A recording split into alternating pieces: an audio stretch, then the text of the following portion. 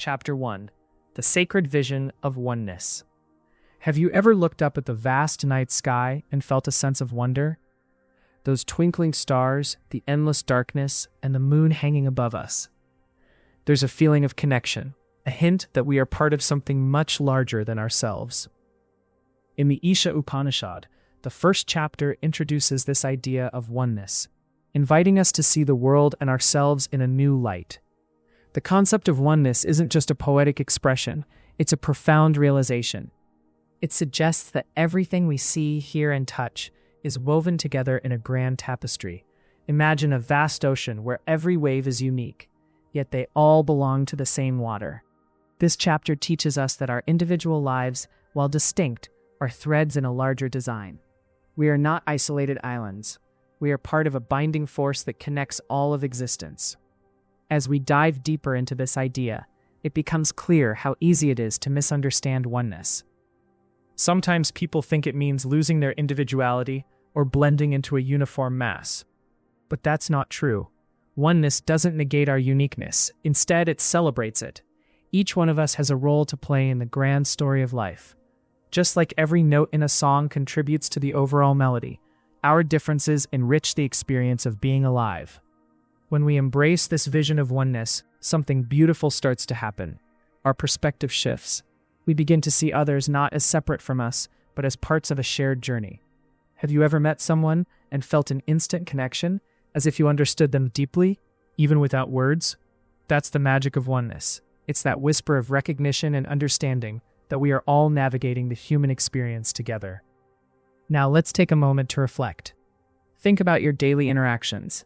Do you often find yourself hurried or irritated, perhaps even disconnecting from those around you? Maybe it's a colleague who seems to invade your personal space, or a neighbor who plays loud music at night. In those moments, it's easy to forget that everyone is fighting their own battles. Reflecting on the idea of oneness can help us approach these situations with compassion. Instead of seeing someone as an annoyance, we can see them as a fellow traveler, just trying to make their way through life. Perhaps you've heard the story of a wise sage who once lived in a village. One day, a traveler, feeling weary and frustrated, asked the sage, "Why is the world so cruel?" The sage smiled and said, "Look closely. Every face you see carries a story, a struggle. When you understand that, you'll find your heart softens." This gentle reminder encourages us to hold space for each other when times are tough. Now, let's shift gears a little. In the chapter, we are encouraged to seek knowledge and wisdom. But what does that really mean? Often we think of knowledge as facts and figures, something we gather in school or through reading. But the wisdom the Isha Upanishad speaks of is different. It's about understanding the essence of life. It's about realizing that the true knowledge lies not just in the mind, but in the heart. When we talk about wisdom, it's important to remember that it's a journey, not a destination. Every experience, every relationship, even our struggles, contribute to our understanding of the world. Have you ever learned something profound from a mistake? Maybe you misjudged a situation and later realized the lesson it taught you. These moments aren't failures. They are stepping stones on the path to deeper wisdom. So how do we cultivate this wisdom? It begins with awareness. Awareness of ourselves and the world around us. Being present in each moment allows us to see the threads of connection, to appreciate the beauty in everyday life. You might find it helpful to take a few minutes each day for quiet reflection. Just sit, breathe, and notice the world around you, the sounds, the feelings, the interactions. This practice can open your heart and mind to the oneness that is always there, waiting to be discovered. Many of us may have experienced moments where we felt a sudden clarity or insight, a realization that seemed to come out of nowhere. It's in these moments that we touch upon something deeper, something that resonates with the sacred vision of oneness. The Isha Upanishad invites us to seek these moments, to look for the divine in the ordinary. As we continue exploring this chapter, it's crucial to recognize that fearing the unknown often keeps us from experiencing this vision of oneness. We cling to our comfort zones and our identities, thinking they define us. But what if we let go just a little? What if we opened ourselves to the possibility of connection without judgment or fear? Consider a time when you stepped into something new, perhaps a new job or a different social setting. Did you feel nervous or out of place? That's natural. But often those are the moments that lead to the most profound connections. They remind us that we are all navigating uncertainty together, and that shared experience can bridge many gaps. Now let's return to our story of the sage. One day, he gathered the villagers and invited them to join him in silence. As they sat together, they noticed their breath, their heartbeats, and even the rustling of leaves. In that stillness, they felt connected, not just to one another, but to everything around them. An effortless oneness. It's a powerful reminder that sometimes we just need to pause and breathe to reconnect with the world. So, as we explore this chapter, let's ask ourselves, what does oneness mean to me? How can I bring this understanding into my daily life? Reflect on how appreciating this vision might shift your interactions, your feelings, and even your own sense of purpose. In closing, imagine a world where everyone recognizes their part in this intricate dance of existence. How would we act differently? How would our relationships transform? When we embrace the sacred vision of oneness, we find a deeper meaning in our lives. We no longer walk alone. Instead, we walk hand in hand with those around us, drawing strength from our collective experiences. Take a moment to soak in this thought. Allow it to resonate within you, nurturing a sense of peace and belonging. Understand that every step toward this oneness is a step toward love, compassion, and understanding. In this beautiful journey of life, may we all feel connected, cherished, and whole. Living fully without attachment. A journey of freedom. Imagine waking up each day feeling light, free, and completely at ease with yourself. That sense of freedom comes from understanding a powerful idea.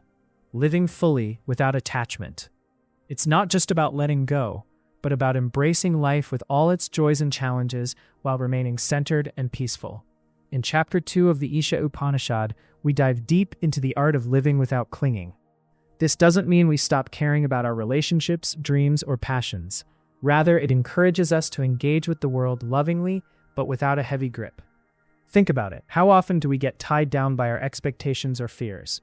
We chase after things, relationships, or achievements, believing they will bring us lasting happiness. But what if the real joy lies in the journey, not the destination? Let's break it down a bit. When we talk about attachment, it often sounds negative, but in reality, attachment can feel comforting. We might think that being attached to someone or something keeps us secure. Yet when that attachment runs too deep, it can lead to suffering. Imagine holding onto a balloon tightly. At first, it feels nice and colorful in your hands, but if you grip it too hard, it pops. This is how our attachments can sometimes work. Think about a friend you care about deeply. If you find yourself worrying too much about what they think or how they feel, you might start to lose yourself in that relationship. You might even adjust your actions or decisions based on their needs. Love doesn't need to be conditional. True connection allows us to support one another while also nurturing our individual paths. Now, let's take a moment to reflect. Have you ever held on to something, a job, a relationship, or even a dream, so tightly that it started to weigh you down? How did it feel? When we realize that our happiness shouldn't depend solely on these external factors, we open ourselves up to a newfound sense of freedom. In daily life, this could mean letting go of the need to be perfect or the fear of judgment. A gentle story from Hindu tradition illustrates this beautifully. There was once a wise sage who sat by a river. People came to him seeking advice, burdened by their attachments, their desires, fears, and expectations. One day, a traveler approached him, carrying a heavy sack filled with stones. He struggled to cross the river. The sage simply pointed out that to move forward, the traveler needed to lighten his load. The traveler hesitated but eventually let go of the stones, feeling instantly liberated as he crossed the river with ease. This story teaches us that sometimes we must recognize what's holding us back and choose to let it go. As we go deeper into living without attachment, it's essential to understand that this doesn't mean we become indifferent. Indifference can feel cold and disconnected. Instead, living fully means engaging with life passionately while recognizing that nothing is permanent. Joy, heartbreak, success, and failure, they all come and go like waves. Think about a time when you felt truly present. Maybe it was a family gathering, a beautiful sunset, or even a simple moment of laughter with friends. In those moments, you likely weren't distracted by worries about the future or regrets from the past. You were just there, fully alive. When we practice living without attachment, we can cultivate more of these moments. Now, let's pause again. How often do we find ourselves lost in thoughts about the past or the future? It's so easy to get caught up in what might happen next, or in memories of what we've done. Sometimes we forget to be fully present. A common misconception is that by letting go of attachment, we stop caring. But that's not true. Caring deeply while still maintaining inner peace is the essence of living fully. The key lies in understanding that our identities are not defined by what we own or whom we love. We can cherish our relationships and goals without feeling that our happiness is solely dependent on them. Bringing it back to the daily grind, think about how we often say we're living for the weekend or waiting for the big moment.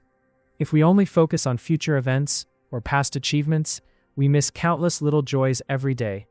It's in the morning coffee ritual, the warmth of a hug, or even the simple act of breathing that we can find abundance. As we reflect on this, let's remember that every experience teaches us something. Take those lessons and let them flow through you like water. Each moment is a chance to grow, to learn, and to love. The ups and downs are merely colors on the canvas of our life. Now, let's think about a spiritual practice that can assist us in this journey. Meditation, for instance, offers a beautiful way to cultivate mindfulness. When we meditate, we create space to observe our thoughts and feelings without judgment. This practice helps us separate ourselves from our attachments. We begin to see them for what they are, fleeting experiences, not defining truths. A beautiful passage from the Bhagavad Gita reminds us that our actions should be in line with our values, not tied to the fruits of those actions. Imagine carrying out your tasks with love and sincerity, but letting go of the need to control the outcome. This is where true freedom lies. Consider your relationships again. What if you approach them without expectations? Supporting someone without needing anything in return creates a beautiful bond. When we love freely, we allow ourselves a deeper connection without the weight of attachment. Our relationships can thrive in this space of freedom. As we continue to explore this concept, it's important to remember that living without attachment is a practice, not a one-time event. It's about finding balance. There might be days when we slip back into old patterns of clinging, and that's okay. The key is to notice and gently return to that sense of lightness and acceptance. Reflecting on the stories we tell ourselves can also help. Are you telling yourself that you need a certain job or a particular relationship to be happy? Can you find joy and fulfillment in the present moment instead? Recognizing these stories can help dismantle the attachments we might not even be aware of. So, as we draw closer to the end of our reflection, let's take a moment. Close your eyes if you can and take a deep breath. Think about what it means to you to live fully without attachment. Picture a life where you are free to love, free to explore, and free to simply be. In the grand scheme of things, living fully without attachment is a beautiful journey towards self-discovery and peace. It invites us to experience life in its entirety, embracing each moment with grace. As we conclude this exploration, remember that every breath you take is a chance to start anew. Each day offers a fresh slate to practice living in the moment, nurturing love without attachment. Let that thought settle within you, like a gentle wave washing over the shore. Thank you for joining this journey today. May you find the freedom to live fully, love deeply, and let go gracefully.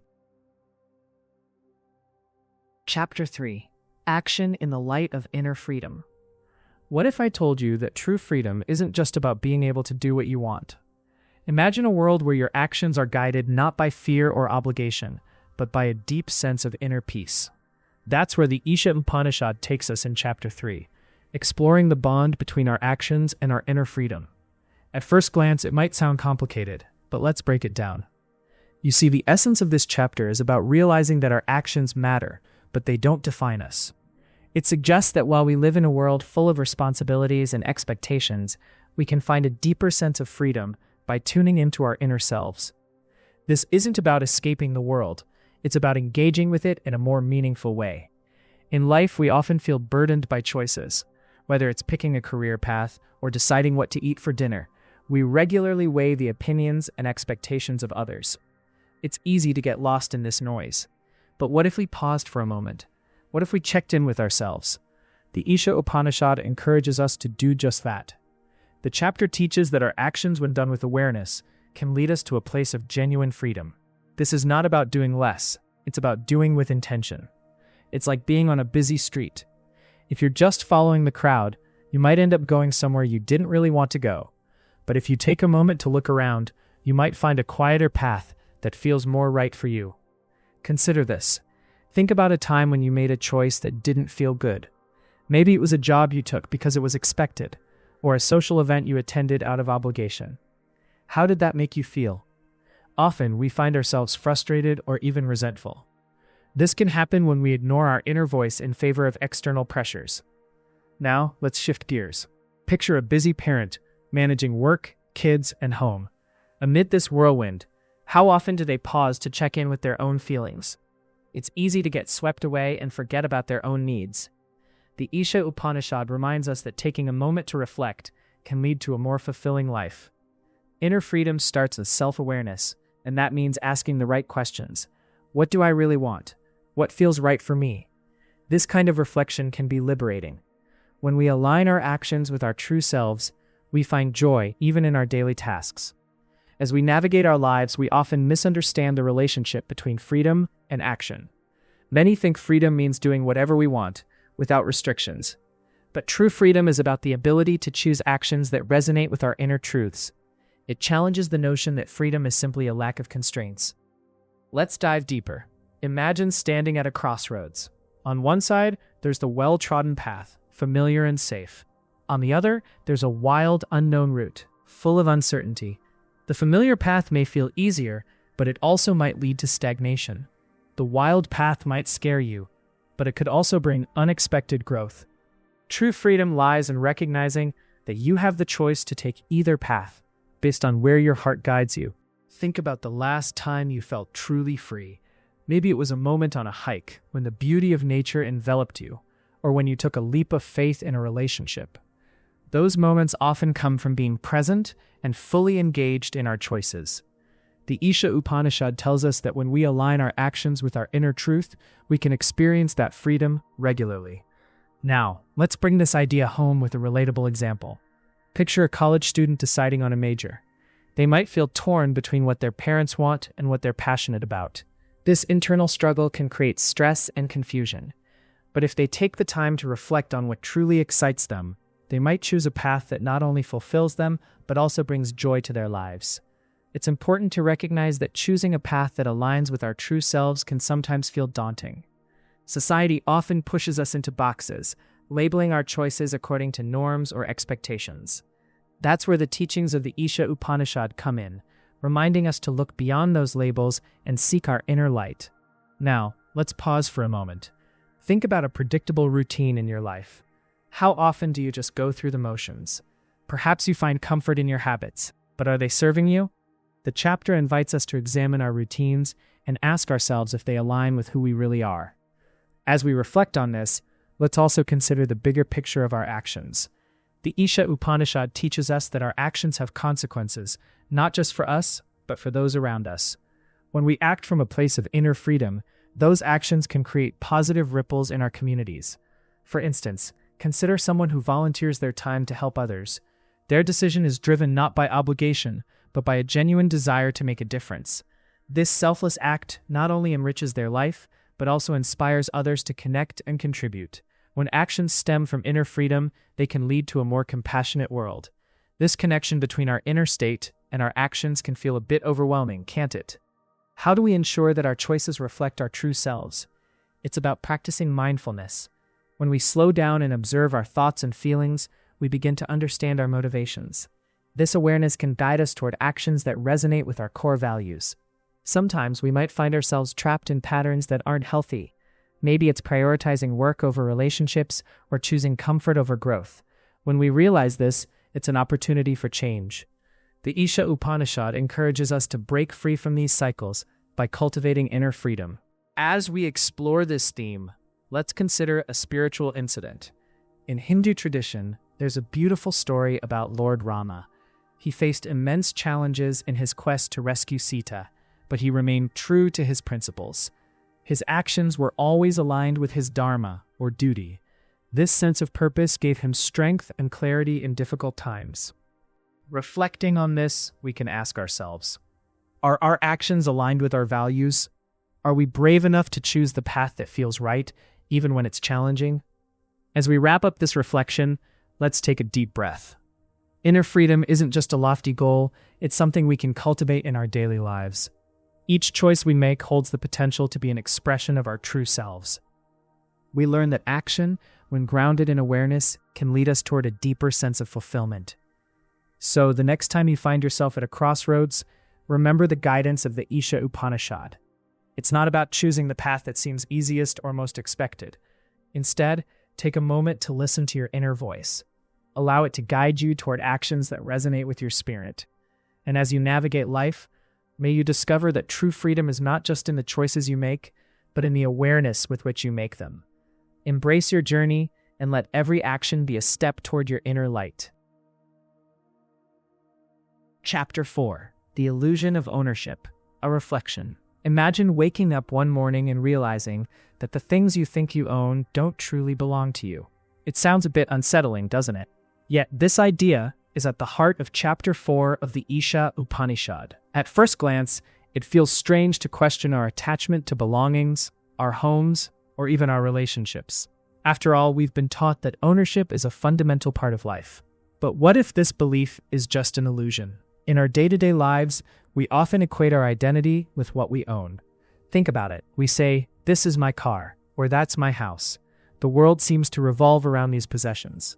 But what happens when we consider that everything around us, nature, people, even the thoughts in our heads, might not be ours to possess?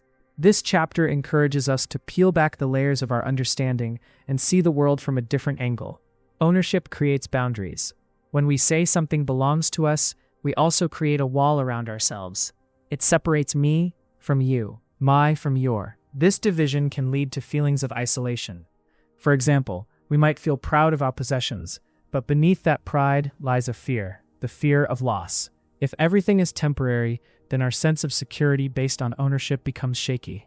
This instability can lead to anxiety and ultimately unhappiness. Think of a moment when you were really attached to something, maybe a favorite toy, a car, or even a friendship. How did you feel when it was taken away or changed? It hurt, right? That pain often stems from our deep-seated belief that we have a right to own these things. Yet when we reflect on it, we realize they were never truly ours. They came into our lives for a time, but like everything else, they were meant to change or fade away. But here's the twist. When we let go of this illusion of ownership, we open ourselves up to real freedom. We can appreciate the beauty of things without clinging to them. Imagine walking through a park. Instead of saying, "That tree is mine," you might just admire it for what it is, a magnificent piece of nature. This shift in perspective not only enriches our experiences, but also fosters a sense of connection with the world around us. Now let's take a moment to reflect. Have you ever felt a sense of peace while helping someone else? Maybe you shared a meal with a friend or lent a hand to someone in need. In those moments, did you think about ownership? Probably not. You were simply sharing a part of yourself. This feeling of unity and love transcends the need for ownership. Just like in Hindu teachings, where the emphasis is often on the collective over the individual, we start to see that there is joy in sharing and giving. The illusion of ownership can also lead to misunderstandings. Many people think that by accumulating more possessions, they can find happiness. But that's like trying to fill a bucket with holes. No matter how much we pour into it, it never stays full. True contentment comes from experiences, relationships, and the connections we foster with the world around us. When we let go of the need to own, we begin to realize that our energy and love are what truly matter. Consider the joy of participating in a community event. Everyone contributes, and in that moment, no one is worried about who owns what. Instead, it's about coming together, creating something beautiful, and enjoying the moment. This idea resonates deeply within Hindu philosophy, where the focus is often on the interconnectedness of all beings.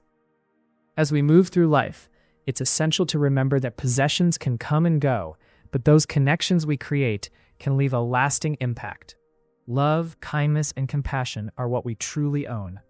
These qualities enrich our lives in ways that material things cannot. Let's pause for a second. Think of a time when you felt genuinely happy without any material possessions around you. Maybe it was a family gathering, a simple walk in nature, or a moment of laughter with friends. In that instant, you were free. You understood that real wealth lies not in what we possess, but in the experiences we share with one another. Now, let's shift our focus a bit more inward. Often, we cling to the idea of ownership due to our fears. Fear of losing those we love, fear of not having enough, or fear of being alone. But what if we could replace those fears with gratitude? Gratitude for the people and experiences we have at this moment. When we truly embrace this perspective, the weight of ownership starts to lift. Hindu scriptures often speak of the impermanent nature of life. Everything is constantly changing, flowing like water in a river. Acknowledging this can be a powerful tool. By understanding the fleeting nature of our possessions and experiences, we can cultivate a deeper appreciation for the present. Instead of holding on to things tightly, we can learn to enjoy them for as long as they're in our lives. Let's reflect once more. Consider how you treat your belongings. Do you find joy in sharing them, or do you hoard them out of fear? Shifting your mindset from ownership to stewardship can be liberating. When we see ourselves as caretakers rather than owners, we naturally act with more respect and love. Life is much like a garden. You plant seeds, nurture them, and watch them grow, but you don't own the flowers or the fruit. They bloom and flourish for a time, then return to the earth. It's a cycle, a beautiful dance of give and take that reminds us of our connection to the world. By embracing this cycle, we can find peace in the knowledge that nothing is permanent, yet everything is valuable. As we wrap up this reflection, let's take a deep breath. Let's release any lingering attachments to ownership. Instead, let's embrace the idea that we are all interconnected. Ownership is merely an illusion. It's a fleeting concept, much like clouds in the sky. You are not your possessions. You are the love you give, the experiences you share, and the connections you forge. As we move forward, let's carry this understanding in our hearts. Let's live in a way that honors the beauty of life and relationships, knowing that they are far richer than anything we could ever own. In this journey of life, may we all find peace and joy in letting go, embracing the present, and celebrating the connections that truly matter. Imagine walking through a vast forest, surrounded by vibrant trees and the gentle sound of rustling leaves. At first glance, it feels overwhelming. This forest represents our minds, filled with both knowledge and ignorance. Chapter 5 of the Isha Upanishad dives into this idea of knowledge and ignorance, exploring how they exist side by side, and how understanding this hidden balance can lead us to a more meaningful life. In today's world, we often chase knowledge like it's the ultimate prize. We live in an age where information is everywhere: books, the internet, social media. It's easy to feel smart, connecting facts and figures without truly understanding their deeper meaning. But what if I told you that knowing a lot doesn't necessarily make us wise? Ignorance isn't just a lack of information. It can also be a veil that keeps us from seeing deeper truths. In the Upanishads, knowledge is often presented as light, illuminating our path, while ignorance is likened to darkness, shrouding us in confusion. Now, you might think, well, I want to be in the light. That's perfectly natural. But here's the catch. Simply gathering knowledge isn't enough. It's how we use it and the understanding we gain that truly matters. Think of a child learning to ride a bike. They may know all the theory, how to balance, where to steer, but until they actually get on that bike and feel the wind on their face, their knowledge is incomplete. So, how do we move beyond just accumulating facts? One way is through self-reflection. Have you ever taken a quiet moment to really think about what you know? Not just the surface-level stuff, but the deeper insights that come from life experiences. It's these moments of reflection that help us weave knowledge into wisdom. They allow us to connect the dots between what we've learned and how we live our lives. You know, sometimes we think of ignorance as a bad thing. We might look down on someone who doesn't know what we do, assuming they're somehow lesser. But let's pause for a moment.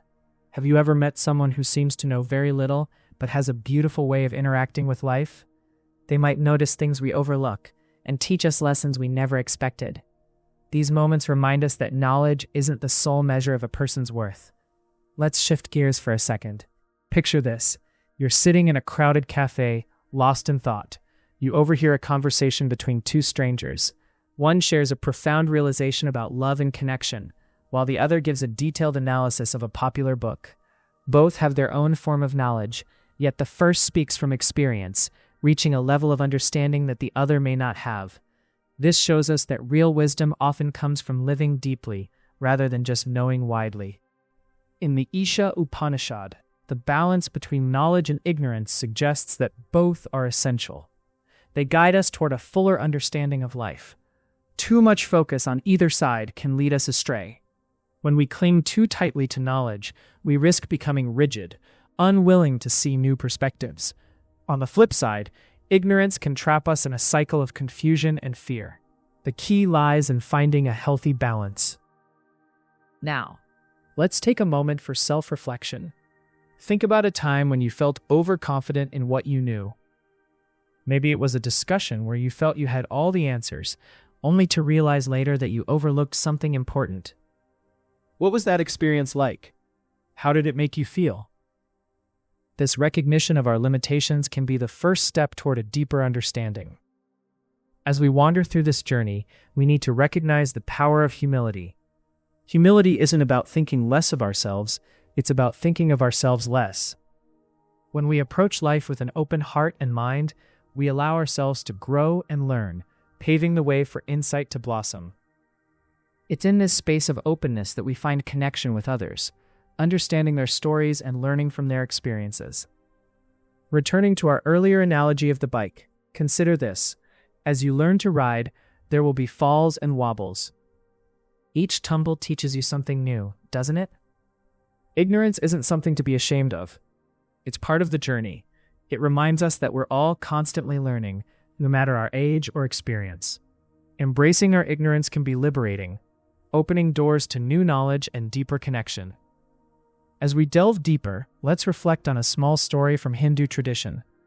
There's a tale of a wise sage who asked his disciples to fill a pot with water and place it on a fire. As the water began to boil, the disciples were excited, thinking they had achieved something great. But the sage reminded them that boiling water alone doesn't quench thirst. It's what you do with that water, how you use the heat, the steam, the very act of boiling itself, that truly matters. This teaching reminds us that knowledge is like the boiling water. It can be powerful, but it's our actions and insights that decide its value. Now, take a moment to reflect on your own life. When has knowledge helped you in a tough situation, and when has it led to misunderstandings? These experiences can guide us in recognizing that knowledge isn't the end goal, but a stepping stone towards something greater, understanding ourselves and the world around us. As we continue to explore this balance, it's essential to acknowledge that our journey is deeply personal. Each of us walks a unique path filled with different experiences, insights, and moments of ignorance that shape who we are. It's okay to stumble. What matters is our willingness to learn and grow. Sometimes the bravest thing we can do is admit we don't know everything. The Isha Upanishad encourages us to embrace this idea of living in harmony with both knowledge and ignorance. Rather than viewing them as opposing forces, we can see them working together to create balance. Life isn't black and white, woven together by our understanding of how to navigate both light and darkness. So, let's take a deep breath together. Inhale the wisdom of your experiences and exhale any lingering doubts about your own understanding. Allow yourself the grace to be a lifelong learner. The truth is, true wisdom isn't about having all the answers. It's about being open to the endless questions that life presents. As we slowly approach the end of this reflection, let's remember that knowledge and ignorance are not enemies. They are partners in our journey. They teach us to be humble, compassionate, and deeply aware of the richness of life. Instead of dismissing what we don't know, let's embrace it, allowing it to guide us toward deeper insights and connections.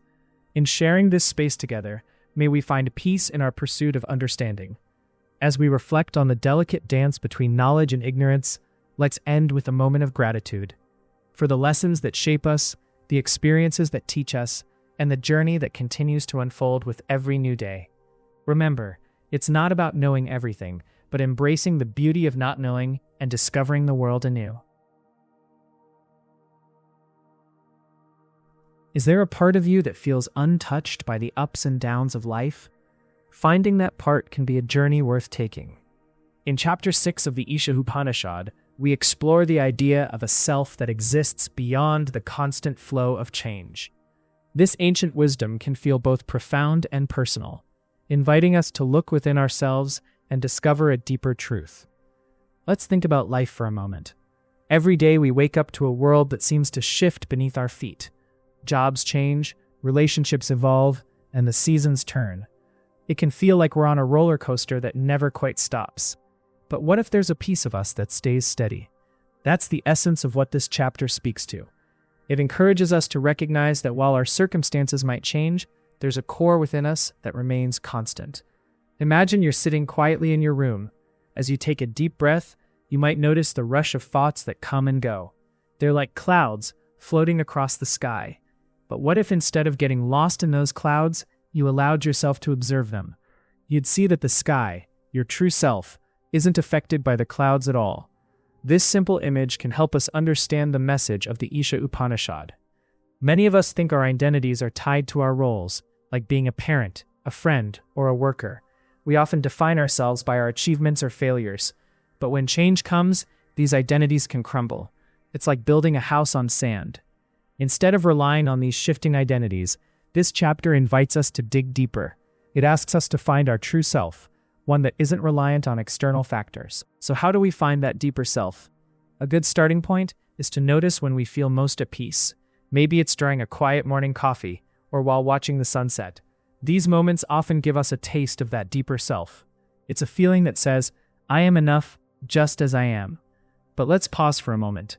Have you ever been in a situation where you felt completely present, even if just for a second? Perhaps it was when you laughed with a friend or held hands with a loved one. In those moments, did you feel the noise of the world fade away? That's a glimpse of the self beyond change. Now, here's a common misunderstanding. Many believe that finding this deeper self means ignoring our emotions or experiences. It's not about suppressing what we feel. Instead, it's about understanding that feelings are temporary, just like everything else in life. When we allow ourselves to feel deeply, but without attachment, we begin to touch that core self. Let's shift gears a bit and reflect. Picture yourself in a crowded place, maybe a busy market. The sounds are loud, and the energy is vibrant. Now, amidst the chaos, take a moment to pause. Can you find peace in that moment? Can you feel that deeper self? Even when everything around you is in flux. In these small exercises, we begin to realize that the self beyond change is always there. It's not something to be found outside. It's not buried under the layers of our daily lives. Instead, it's right here, waiting for us to notice and acknowledge it. Now, think of a time when you faced a significant challenge in your life. Perhaps you lost a job or went through a tough breakup. Those moments can feel overwhelming, and it's easy to define ourselves by that pain.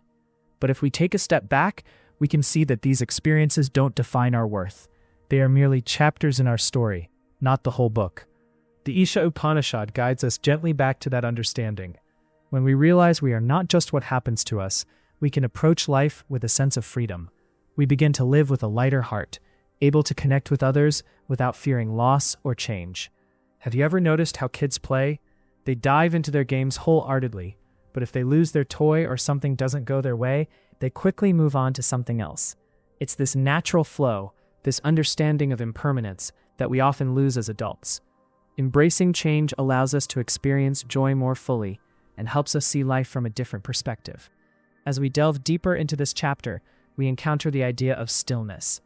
In the midst of our busy lives, how often do we take time to just be still, to sit quietly and reflect on who we are beyond our roles and responsibilities? It can be challenging, but it's a crucial part of uncovering that self beyond change. Imagine dedicating just a few minutes each day to sit quietly. Close your eyes, breathe deeply, and let thoughts come and go without judgment. This practice can help us connect with that deeper part of ourselves. It reminds us that we are not just the noise in our heads, but something far more profound. Let's take a moment to reflect again. Think about how often you find yourself caught in the rush of wanting more success, more love, more recognition. It's a natural feeling, but it often leads to dissatisfaction. When we realize that we are already whole, we can shift our focus from seeking outside ourselves to nurturing our inner peace. This journey isn't about removing ourselves from the world either. It's about engaging with life while remaining rooted in that deeper self. We can love others, work hard, and experience joy without losing sight of who we are at our core. But here's the tricky part. Our minds often settle into a habit of doubt. We think, am I really enough? Or what if I don't have what it takes? But this chapter speaks to a truth that we can always return to, the truth that our worth is inherent. We don't need to prove it. Reflect on how those doubts show up in your daily life. They can be like weeds in a garden, slowly taking over if we're not aware. Acknowledging them is the first step to letting them go. It's not about fighting against those thoughts, but rather recognizing them and grounding ourselves in our true essence. Now, as we come closer to wrapping up these reflections, let's ask ourselves, what does it mean to live from that self beyond change? It means approaching life with a sense of curiosity and buoyancy. When we embrace our true selves, we realize that we can navigate life's challenges with grace instead of fear. It's essential to remember that this journey is not about attaining a perfect state of being. It's about embracing our humanity and allowing ourselves to grow and shift while remaining anchored in that deeper self. As we close this reflection, let's take a moment to visualize that stable core within us. Imagine it as a warm, glowing light. It's always there, even when we feel lost or overwhelmed. When we tap into that light, we can navigate life with more compassion, both for ourselves and for others. So the next time life feels chaotic, take a moment to breathe. Remember that you are not just your circumstances. You are the observer of those circumstances, and beyond them lies a deep, unchanging self. In this realization, we can find peace. We can be present with ourselves and with the world around us, allowing the waves of change to wash over us without dragging us down. Trust in that deeper self and let it guide you as you journey through life. Chapter 7. Seeing the Divine in All Beings, a Reflection. Have you ever stopped to think about the connection you share with everyone around you? Imagine for a moment that every person you meet carries a piece of something divine within them. It sounds a bit grand, doesn't it? Yet, that's a whisper from Chapter 7 of the Isha Upanishad. This ancient text invites us to see divinity in all beings, and in doing so, encourages us to look beyond the surface of our day-to-day lives. When we talk about seeing the divine in others, it can feel a bit abstract or even overwhelming at first. It's easy to think of divinity as something distant, something far removed from our everyday hustle. But what if I told you that this divine spark is present in the laughter of a child, the kindness of a stranger, or even in the gentle sway of a tree? Each moment holds a chance to connect with something bigger than ourselves. Let's start with an example that many of us can relate to, a morning commute. Picture yourself on a crowded bus or train. You may find yourself feeling annoyed at the loud conversations or the way people push past each other. In those moments, it's easy to forget that each person is dealing with their own struggles and joys. If we take a moment to shift our perspective, we can begin to see that each person, no matter how grumpy or distracted, carries a unique story and a flicker of the divine. Now think about it. When we choose to regard others with compassion rather than judgment, we open ourselves up to deeper connections. It's like seeing the world through a new lens. You might even notice how quickly the mood around you can change when you smile at someone or offer a simple, "How are you?" It's a small act, but it can create ripples of warmth and understanding. Some might argue that not everyone deserves to be seen as divine, especially when they act in hurtful ways. That's a common misunderstanding.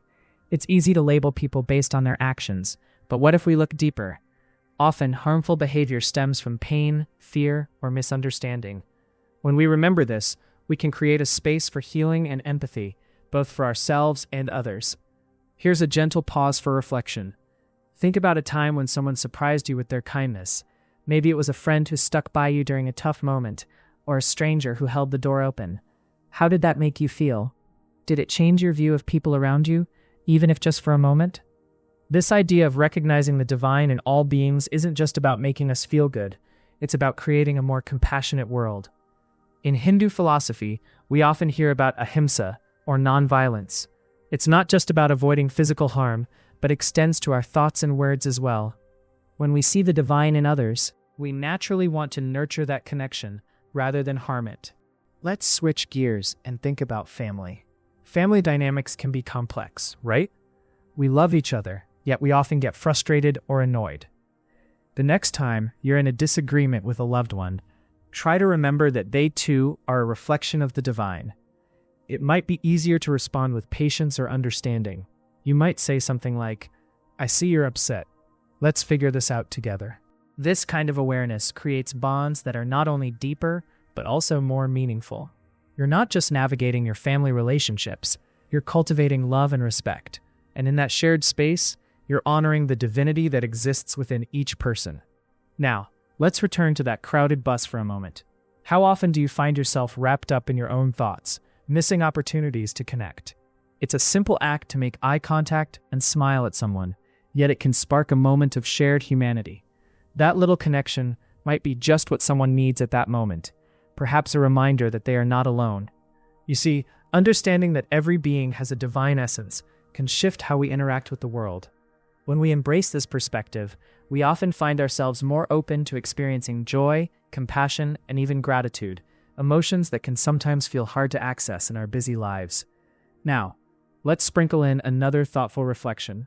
Have you ever encountered someone who seemed completely different from you, maybe someone from another culture or background? At first glance, it can be easy to feel hesitant or defensive. But remember, just beneath those differences lies a shared human experience. That person has hopes, dreams, and fears, just like you. When you take the time to learn about someone's story, you might find a divine connection that transcends the surface. Misunderstandings often arise when we cling to our perceptions and biases. It's easy to think in terms of us versus them, yet when we actively choose to see the divine in everyone, we dismantle the barriers that separate us. Think about a time you felt misunderstood or judged. How did it affect you? Now, consider how different that experience would have been if someone had reached out with kindness or empathy instead. Just that small shift can create a ripple effect, leading to deeper understanding and connection. In our busy lives, it's easy to forget to pause and reflect on the beauty around us. Making a conscious effort to see the divine in everyone can change not just our perspective, but also how we approach daily interactions. It's about finding that connection in the mundane, like sharing a smile with a cashier or offering a kind word to someone struggling. As we weave through life, let's remember that seeing the divine in each other is a practice. It takes patience and effort, much like tending to a garden. The more we nurture this perspective, the more it blossoms, and soon it'll become a part of how we naturally interact with the world. Here's a little thought to ponder as we move forward. What would your day look like if you actively sought to see the divine in everyone you encountered? Would it change how you feel? Would it change how you act? Let's take a moment to breathe deeply. Recognizing the divine spark in others is a journey, and like all journeys, it starts with a single step. In closing, let's take this reflection beyond words. Each day is a new opportunity to practice seeing the divine. Whether in the eyes of a friend, the laughter of a child, or the gentle rustle of leaves in the wind, that spark of divinity is right there, waiting for us to notice. So, the next time you find yourself in a busy space or a challenging situation, pause for a moment. Remember that every encounter is a chance to see something beautiful. Every soul you cross paths with is a reminder of the more significant tapestry of life we all share.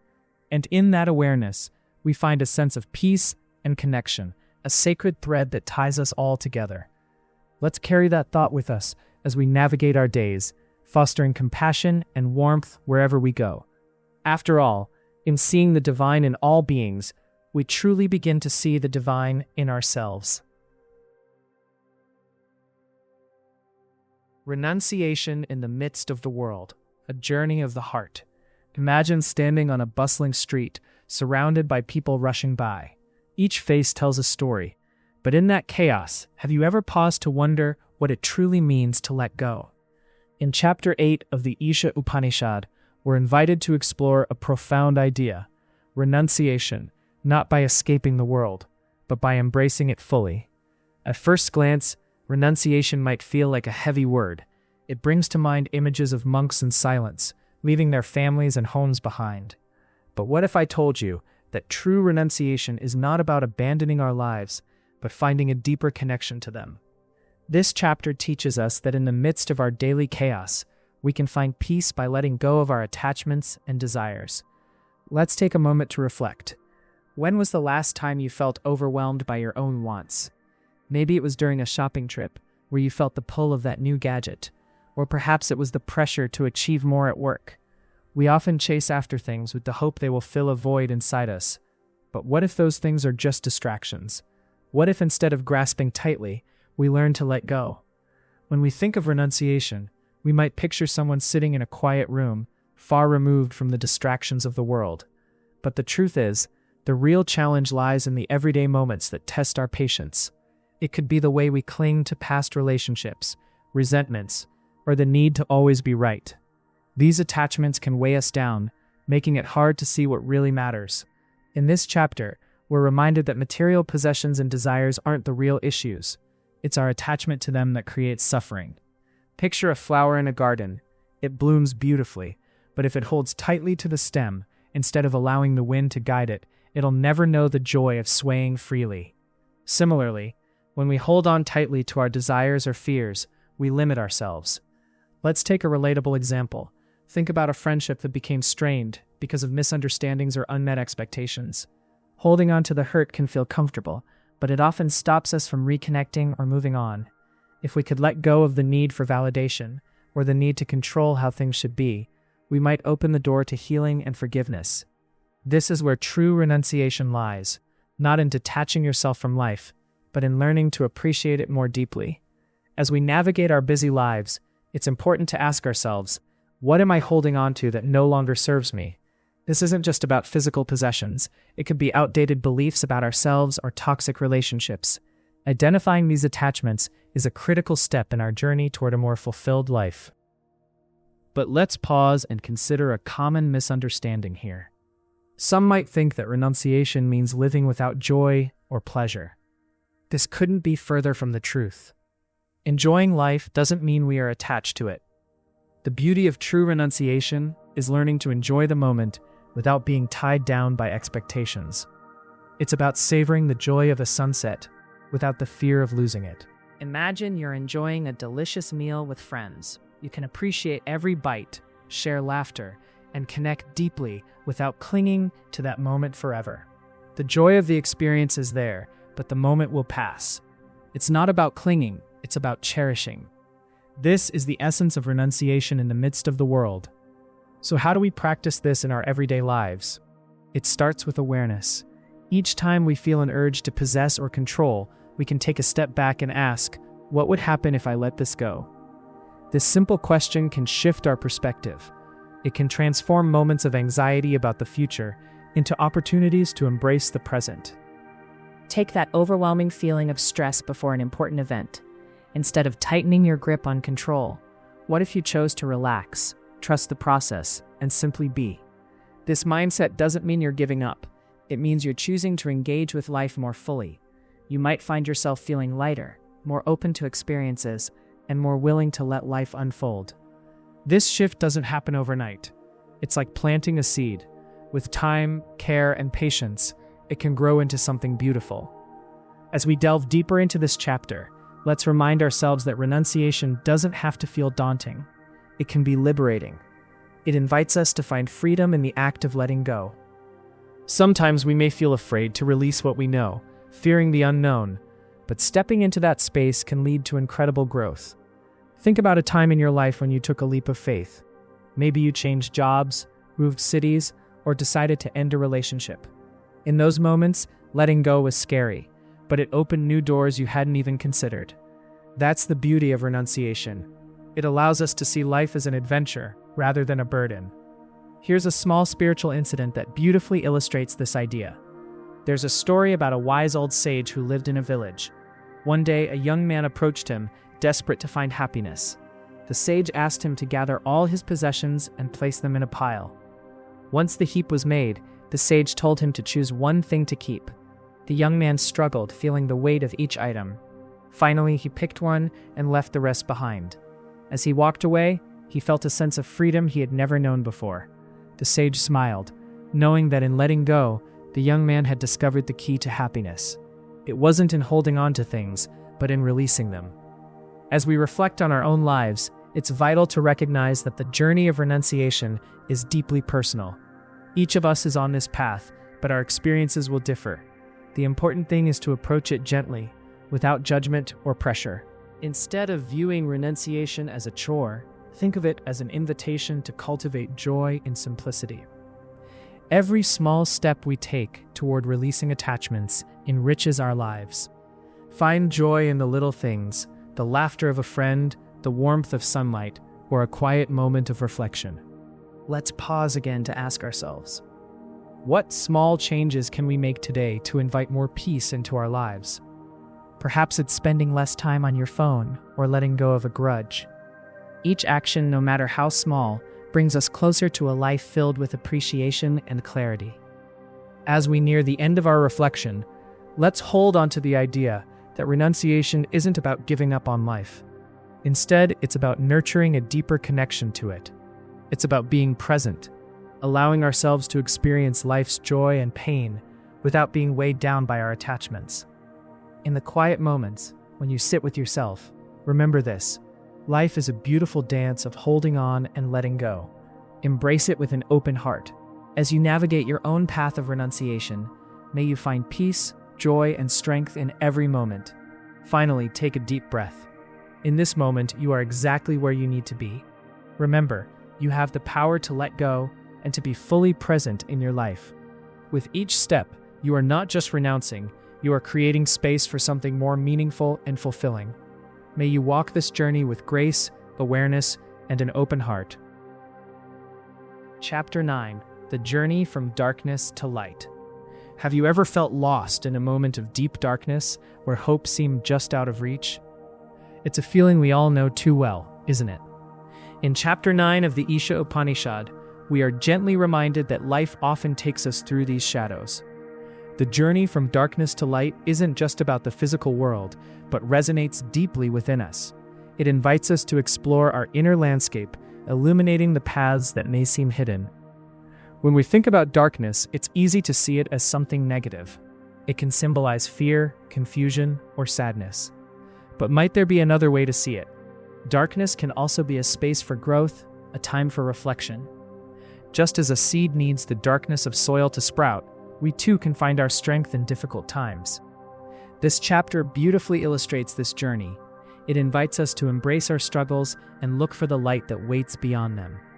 Imagine this: you're standing in a dimly lit room, your eyes adjusting slowly to the lack of light. At first, everything feels uncertain. You can't see what's around you, but gradually, shapes begin to emerge. This is the essence of our personal journeys. The discomfort of darkness often leads us to seek out the light. Now let's pause for a moment. Have you had an experience where something felt overwhelmingly dark, yet turned out to be a turning point in your life? Maybe it was a loss, a heartbreak, or simply a tough day at work. Reflect on that feeling. It's often through our challenges that we begin to understand the depth of our resilience. The Isha Upanishad speaks of realizing one's true self, that spark of light within us. But how do we reach that realization? One common misunderstanding is that we need to chase this light, as if it's something outside of us. Instead, the truth may be that we must look inward. The journey requires us to quiet the noise around us and listen to that inner voice. It's about recognizing our own source of strength, which shines even in the darkest moments. Think about how we often distract ourselves with our busy lives. We scroll through social media, we watch movies, or we dive into work to escape feelings of discomfort. While these activities can provide temporary relief, they can also keep us in a cycle of darkness. Instead of going deeper, we often cover up our feelings. In Hindu philosophy, there's a beautiful practice called svadhyaya, meaning self-study. This practice encourages us to spend time in self-reflection, to ask ourselves questions that lead us into the light. It doesn't have to be complicated. A simple moment of quiet, perhaps during a walk in nature, can open the door to understanding our own feelings. Consider a time when you took a moment for yourself. Maybe you watched a sunset or simply sat in silence. Didn't you feel a kind of peace wash over you? These small acts can often illuminate the path we're searching for, guiding us from our dark moments toward a clearer vision of who we are. As we continue our journey, it's essential to recognize that feeling lost doesn't mean we are failing. In fact, it can mean we are on the brink of growth. Sometimes, it's in those spaces of uncertainty that we discover our deepest truths. This transition is beautifully portrayed in the teachings of the Upanishads, emphasizing the importance of patience and acceptance in our journeys. Another powerful aspect of this chapter is the idea of interconnectedness. It reminds us that we are not alone in our struggles. Every person has their own battles with darkness, hidden from plain sight. When we share our experiences, we not only lighten our own burdens, but may also shine a light on someone else's path. Have you ever found comfort in sharing a worry or fear with a friend? Remember how the weight lifted once you voiced your thoughts? This is the beauty of connection. By reaching out, we create a circle of light, allowing each other to reflect and grow. It's a reminder that we all share this journey together, moving from darkness toward the warm embrace of light. As we reflect on these teachings, it's important to acknowledge that the path isn't always linear. There will be days when we feel the warmth of the sun, and others when clouds obscure the sky.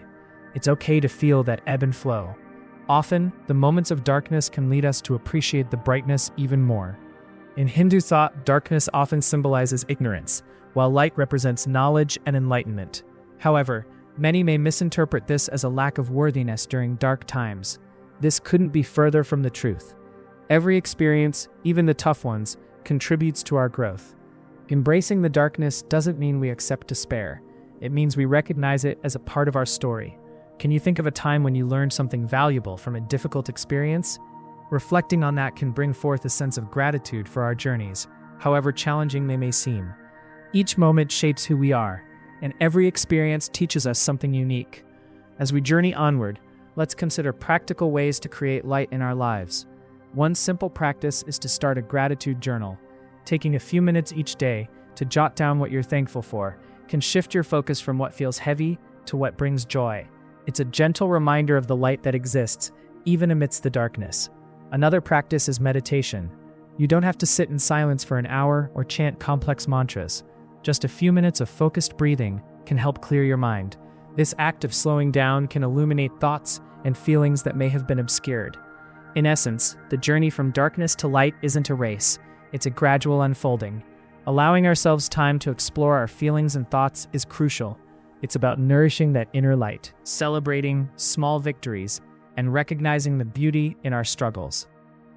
As we approach the conclusion of our reflection, let's take a moment to breathe deeply. Inhale peace and exhale any lingering doubts or fears.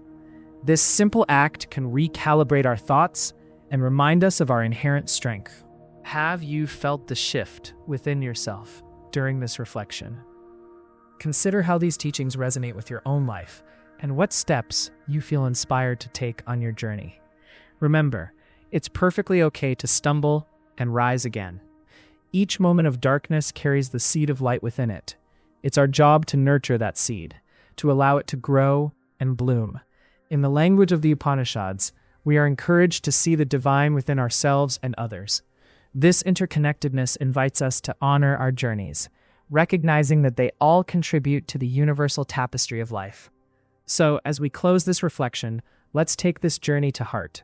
Embrace the darkness as part of your path, and allow the light to guide you.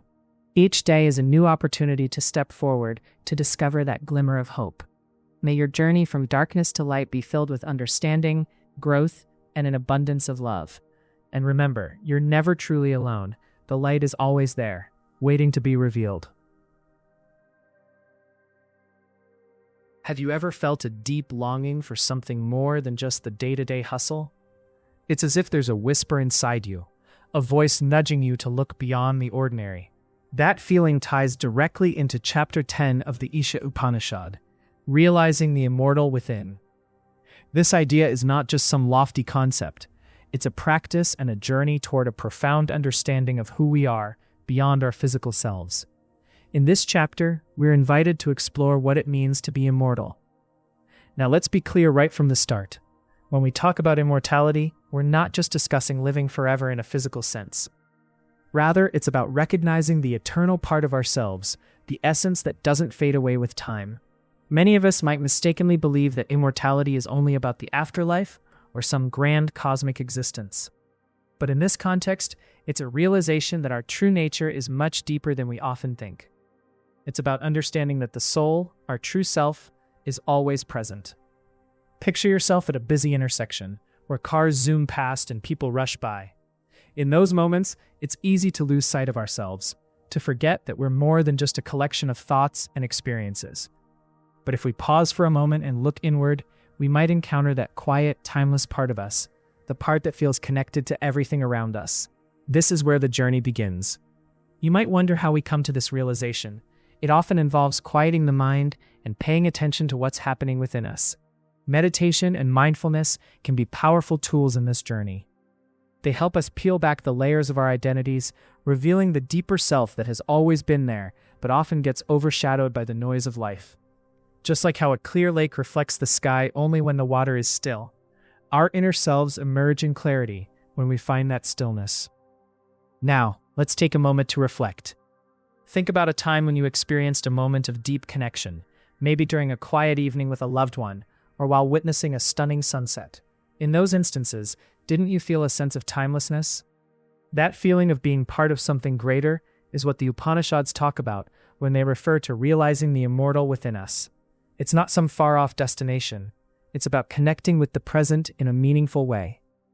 One common misunderstanding about immortality is the idea that if we realize this aspect of ourselves, we'll become detached or indifferent to the world. That couldn't be further from the truth. In fact, recognizing our eternal nature allows us to engage more fully with life. It helps us appreciate moments, relationships, and even challenges. Instead of living in fear of loss or change, we learn to embrace them as parts of our journey. Imagine a flower blooming in spring. It opens freely, aware that its time may be short, yet it gives all it has. This is how we can live when we realize our immortal self. We can love fiercely, create passionately, and connect deeply, knowing that while our physical forms may change, the essence of who we are continues. As we delve deeper into this idea, let's shift our focus once again. Have you ever found yourself getting caught up in daily worries, money, relationships, work? It's so easy to feel overwhelmed, isn't it? During those stressful times, take a moment to breathe and remind yourself of the larger picture. Just like clouds passing in the sky, those worries are temporary. Your soul, your true self, remains unshaken. This brings us to another aspect of understanding the immortal within us. It's about acceptance, accepting life as it is. Many people struggle with the concept of acceptance, thinking that it means giving up. However, acceptance is really about recognizing reality without resistance. When we face challenges with an open heart, we tap into that inner strength that feels unbreakable. Reflecting on Hindu wisdom, there's a beautiful story about a king who lost everything he had. Stripped of his wealth and power, he wandered the forest. In his time of solitude, he discovered his true self and the interconnectedness of all beings. Instead of despairing, he found peace and understanding that life's ebbs and flows are all part of a larger tapestry. This story wonderfully illustrates how, in realizing our immortal nature, we can find a place of peace, even amidst turmoil. Let's take a moment to ponder. What does acceptance look like in your life? Are there aspects you resist? Recognizing resistance is the first step toward opening yourself to a deeper understanding of your own immortality. As we move forward, consider how our relationships impact this realization. Interacting with others is often the mirror through which we see ourselves. When we connect deeply with someone, we often catch glimpses of our own eternal essence. That shared laughter, the comforting silence during difficult times, or even a simple gesture of kindness. These moments remind us that we are all on this journey together. Yet there's a misunderstanding here too. Some might think that realizing the immortal within means we can become self-centered or detached from our loved ones. On the contrary, when we recognize our shared existence, the bonds we create become richer and more meaningful. Love becomes a deeper expression of that eternal nature, allowing us to give and receive freely. To illustrate this, think of a time you experienced a profound connection with someone. Maybe it was a friend who supported you during tough times, or a stranger who showed kindness when you least expected it. Those interactions stay with us, don't they? They nurture our spirits and remind us of the beauty of our interconnectedness. As we approach the end of this reflection, let's take a moment to turn inward. Ask yourself, what does it mean for you to realize the immortal within? Is it about finding peace in your daily life? Is it about connecting with others in a deeper way? Whatever it is, hold on to it. This journey is personal, and every step you take toward understanding your true self is a victory. In closing, I invite you to simply be. Allow the idea of your immortal self to settle within you. Embrace the moments of joy, the challenges, and even the mundane.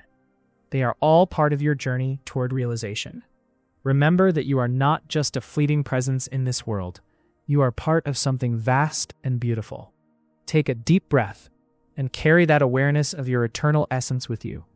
Let it guide you in your interactions, your creativity, and your journey through life. You are here now, and that is a gift. Embrace it, knowing that your spirit is timeless.